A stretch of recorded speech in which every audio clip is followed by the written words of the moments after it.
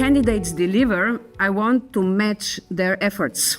I will dedicate, together with my team, all my experience and energy to advancing the process as quickly and efficiently as possible. And I have support. The new commission is an Enlargement commission. President von der Leyen has tasked every single member of her college to play an active role in supporting candidate countries. This means our candidates can count on the expertise and dedication of all parts of the Commission. There is unity in Brussels around building a bigger and stronger Europe.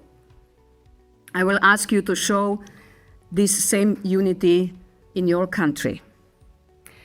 Accession negotiations requires an intense effort by the whole society. Government alone cannot do the job. It needs to be a national project. Everyone needs to own it. The parliament, the opposition, civil society, every region, town and village, and ultimately every single citizen in your countries. This is why when I will come to visit the Western Balkans and other enlargement countries, I will try and meet everyone. I want to travel outside the capitals. I will meet human rights defenders, powerful women, and youth groups. Because civil society organizations are an important connective tissue between governments and the people, amplifying voices, safeguarding rights, and holding power to account. The enthusiasm I felt in Slovenia. When in 2004, millions of Europeans lit fireworks and locked their glasses, they did not do it to celebrate full alignment with the acquis. Also not because our common market had gained leverage for trade negotiations.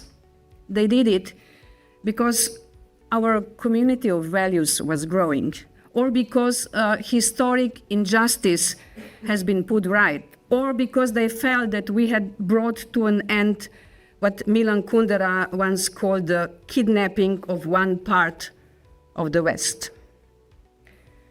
This is the spirit I want us to recover, because our community of values is not yet complete. Our continent is not yet reunited. And sadly, in some parts of Europe, the kidnapping goes on. So we have a lot of work to do.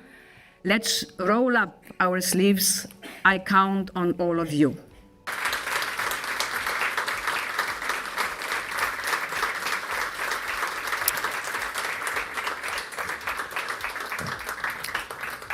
As you can tell, you spell, or if I can say speller, a breath of fresh air into the system. It was very encouraging to see that one of the 7 priorities of the new European Commission was indeed about the enlargement, about Europe that should be, sort of a bigger in terms of the world. And I think that one of the ways, obviously, to do that is to make Europe more resilient, to make Europe stronger. And one of the ways to do that is obviously to promoting the enlargement. I think that on behalf of the candidate countries, what I can say is that we are very happy to see the new momentum which is happening in Brussels, the new momentum which is happening in many other capitals of the member states. This is the new momentum where now finally we can see that there is an appetite for new member states, and I think that's very encouraging. But today I do want to also discuss what does the EU accession mean, not only to Montenegro but also to a wider region, to all the candidate countries.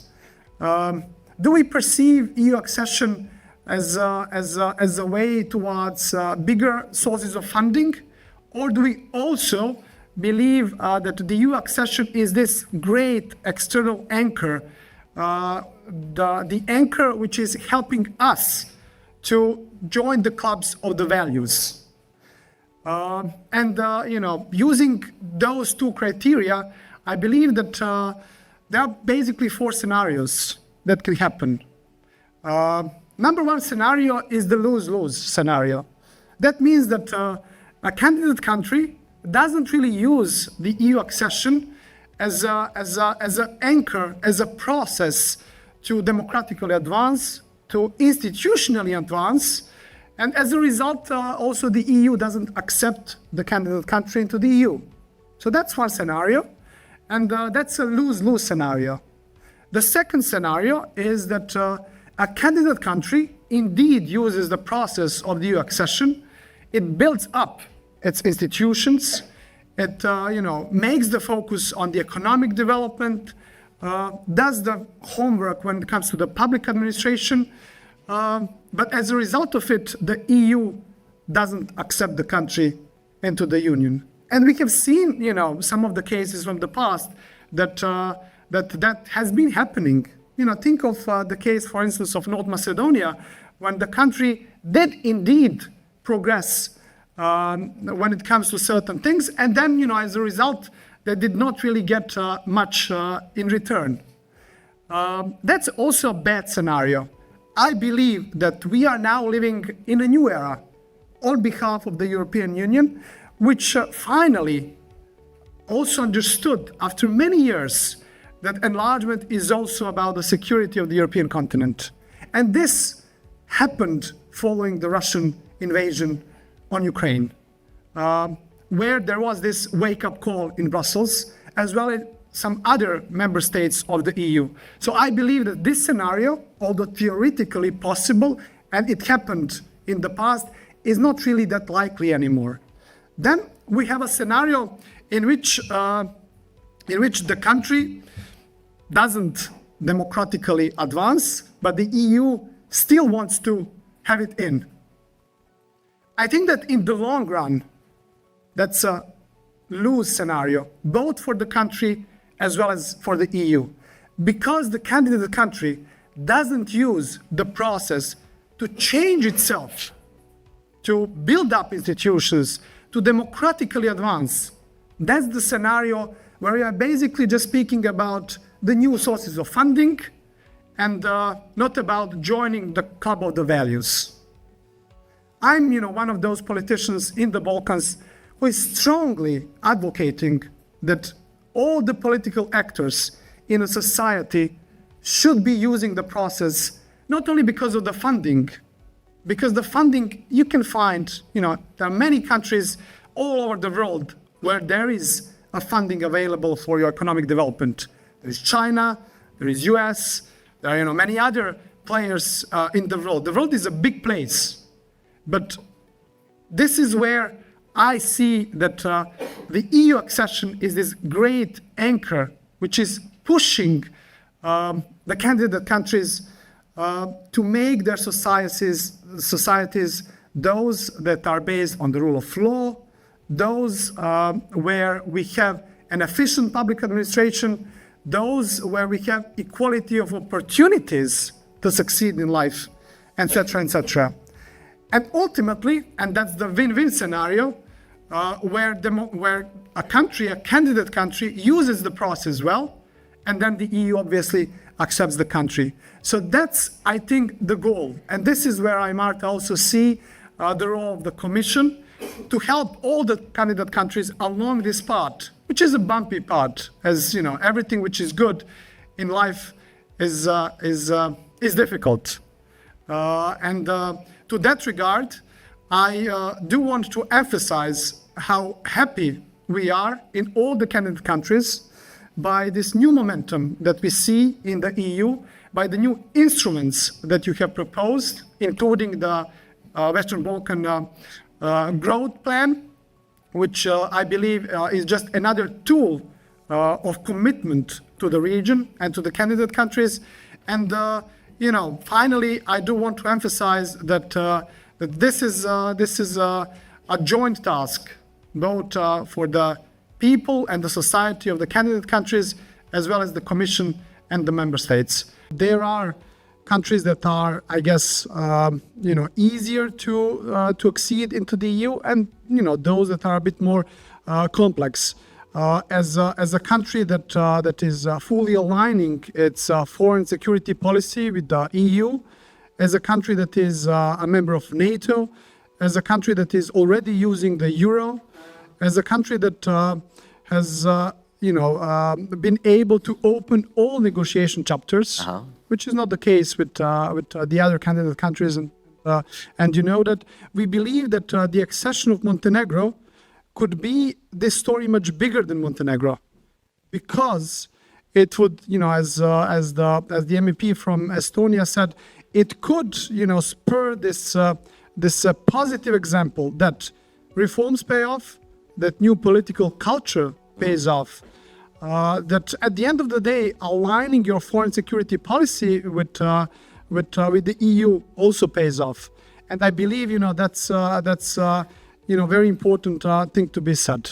I think that we should be advocating for each other, because I think that it's important for the EU to enlarge in a way to accept as soon as possible all of the Western Balkans into the EU, and then obviously all other partners and friends that aspire to join the EU. But I think I've said it many times, when you think about the Western Balkans, it's not about the enlargement, it's about the encompassment. When you look at the Western Balkans, we are surrounded by the EU. So it's not really about enlargement, it is really, truly about making the EU whole. Yeah. And I think it is truly equally important for the EU to accept the Western Balkans as it is for the Western Balkans to become part of the EU. I think it's, we both have vested interests in this. And so I think the whole narrative of having front runners and having those that lag behind is ultimately going to be bad for the Western Balkans. We are, as probably everyone knows, very emotional, but also very competitive people. So I think that whole narrative can then, yes, certainly incentivize one part of the Western Balkans, but de-incentivize other parts of the Western Balkans. I think it's important that the Western Balkans joins the EU as a whole. And I don't think it's a big challenge for the EU. And I think regardless of the merit-based process, but this is only my personal opinion, regardless of the merit-based process, and it should be a merit-based process, I think the Western Balkans should just become part of the EU. And I think that in itself would resolve a lot of open issues in the Western Balkans. So my first call, let's work together to update the tools that we have to not only monitor but also detect this electoral interference that unfortunately we see does not stay with Moldova. It is exported, and it will continue affecting also consolidated Western democracies. Second, we need to adapt very quickly. We need to adapt to the old and new tactics and tools deployed by Russia. And again, here, at home, that means for us, we need to do things much faster and in a much more adaptive way. And third, don't underestimate the magnitude of interference. We thought we knew what's coming. We had no idea what's coming.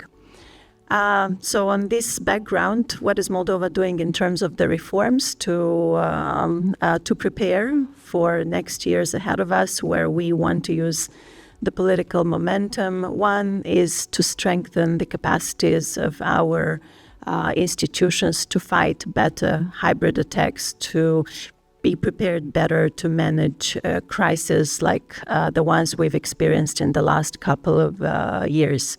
I think here we do a great job at partnering with EU member states and institutions. We have the EU partnership mission that helps us strengthen our crisis management structures in place, but also fight better hybrid attacks. So here, cooperation with those member states that have the experience, have the tools, come in very handy for countries like ours. Second, we need to ensure a free and fair environment for all of the independent media outlets that want to contribute to an objective debate, but cannot fight the power of TikTok or the power of social networks like Telegram. We'll see how we do that, but that is on our high on our agenda.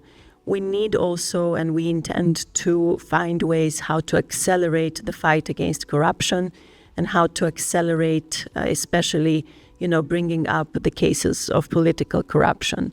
That also means addressing more the legal framework towards illegal party financing. Sorry. And last but not least, ending or finalizing the judicial reform is key. And I'd like to stress it, that it's not only and it's not even mainly about money.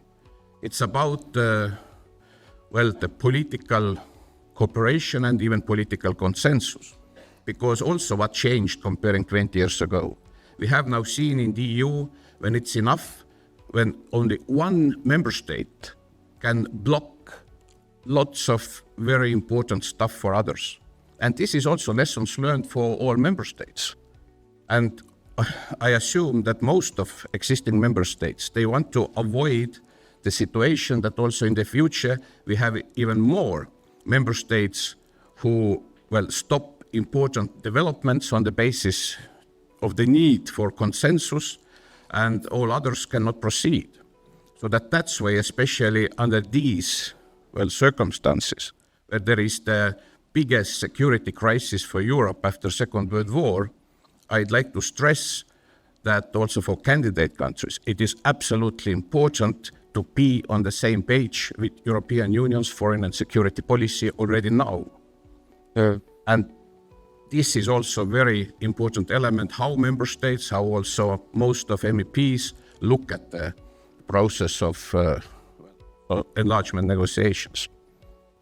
I also would say that the merits and Copenhagen criteria and fulfilling them is, still absolute must. And that's why I think that it is not, politically realistic to put all candidate countries together and handle them together and accept them together. I still think that more realistic, if you really want to speak about results and concrete results of negotiations, then it should be on the country basis.